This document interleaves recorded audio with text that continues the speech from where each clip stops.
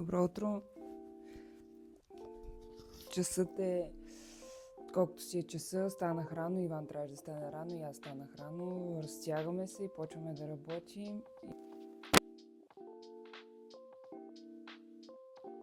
Така, прибрах се от надпис и ще готвим кекс. В новата ми форма за кекс и ще го направя здравословен. Защото Иван не трябва да яде много глупости. И аз.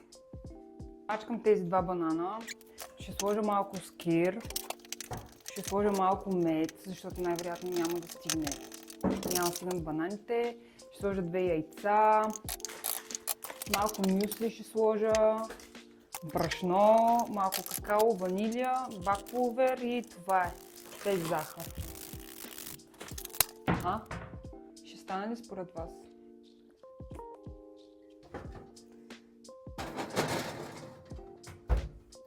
Следва пълнени чушки с ориз. Няма да обяснявам как се готвят. Всеки си има рецепта.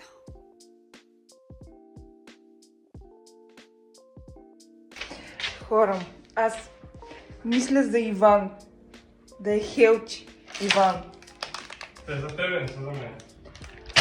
Ама, и аз си ям тази храна. Така, Иване, представям ти кекс. Кексец. Кекс. Има нещо в него. Има вътре овесени ядки. Малко сложих и сложих... Захар има ли? Сложих мед и... Иване, Не преди... мирише зле. Не мирише зле, но да видим. Миналото хелти кексче не беше много приятно. Тук всичко почти по рецепта. Добре. Почти. Така. И чушки. Браво, бе. 2 вида чушки. Браво. Къде да сложи, това ще сложи така. Гледай сега чушки. Това са обикновени чушленца. Печено ли? Печено е, да. Пекал ги около 30-40 минути. Така че трябва да се изготвил. И има калифорнийски чушки в гювеч.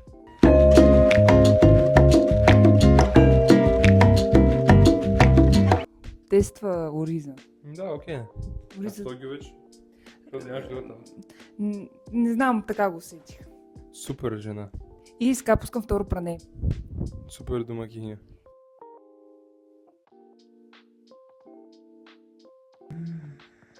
Изглежда хубав.